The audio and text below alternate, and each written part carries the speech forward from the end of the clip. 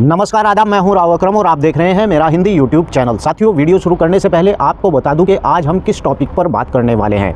कब्जा विवाद में सुप्रीम कोर्ट ने क्या कहा, इसके बारे में भी हम बात करेंगे और साथ ही बात करेंगे नंबर 2, वसीयत के आधार पर दावा स्वीकार कब होता है और विल का दावा कब स्वीकार होता है। उत्तराधिकार के बारे में विवाद के बारे में बात करेंगे और साथ ही बात करेंगे हक के बारे में विवाद का निस्तारण।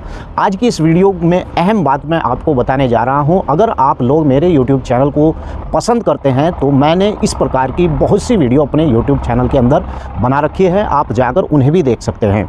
मैं जो भी वीडियो बनाता हूं नियम और कायदे के अनुसार ही बनाता हूं। अगर आपको वीडियो पसंद आए तो वीडियो के नीचे आपका कोई भी सवाल है तो लिख देना, मैं उस टॉपिक के ऊपर भी वीडियो बना दूंगा, लेकिन वीडियो को लाइक करना बिल्कुल ना भूलें। तो चलिए विस्तार से अब वीडियो को शुरू करते हैं। सुप्रीम कोर्ट ने कहा है कि 12 साल से जिस भूमि पर कब्जा है वो कब्जेदार ही उस भूमि का मालिक हो जाएगा।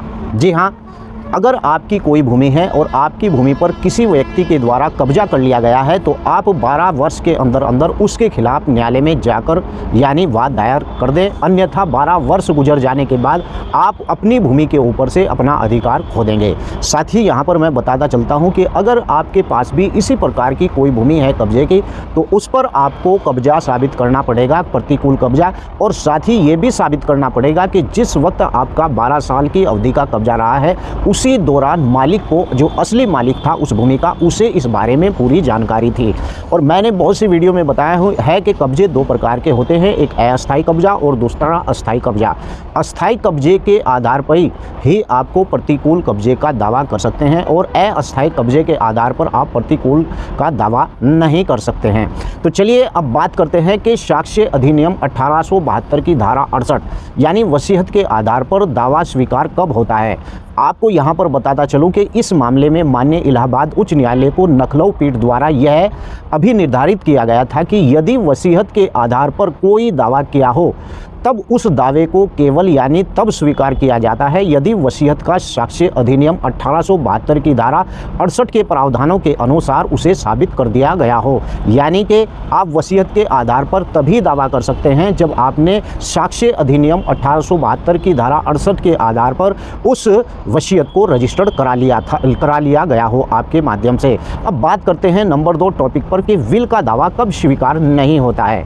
यदि विल के आधार पर कोई दावा किया गया हो और विल को साक्ष्य अधिनियम 1872 के प्रावधानों के अनुसार साबित ना किया गया हो तब उस विल के आधार को दावा स्वीकार नहीं किया जा सकता है। यानी कि विल का दावा आप तभी कर सकते हैं जब साक्ष्य अधिनियम 1872 के द्वारा उस यानी कि उसके प्रावधान के द्वारा आपने उसे रजिस्ट्री करा ली हो विल को।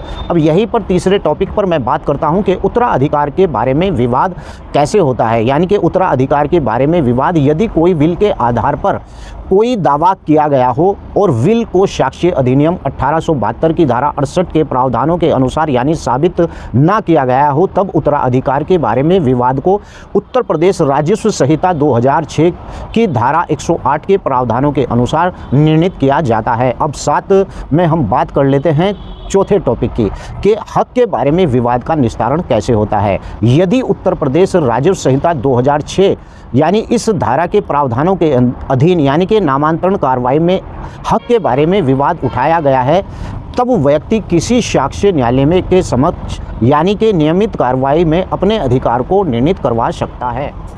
तो इस प्रकार से मैंने आज की इस वीडियो में आपको अहम मुद्दों पर चर्चा की है और अहम मुद्दों पर आपको जानकारी दी है। आपको वीडियो कैसी लगी है, वीडियो को लाइक ज़रूर करें और अगर आप लोग चैनल पर नए आए हैं तो चैनल को सब्सक्राइब करें। और हाँ, अगर आपको और भी भूमि से संबंधित जानकारी चाहिए तो आप मेरे यूट्यूब चैनल के अंदर जाकर ऐसी बहुत सी वीडियो हैं जिससे आपको बहुत सारा ज्ञान और नॉलेज मिलेगी, जिससे कि आप भूमि के बारे में अच्छी तरीके से समझ जाएंगे। तो चलिए अगले टॉपिक के लिए फिर तैयारी करता हूँ। आपका अगर इसी प्रकार का कोई सवाल है तो वीडियो के नीचे लिख दीजिए, मैं उस पर भी यानी कि वीडियो बना दूंगा। जय हिंद, जय भारत, खुदा हाफिज।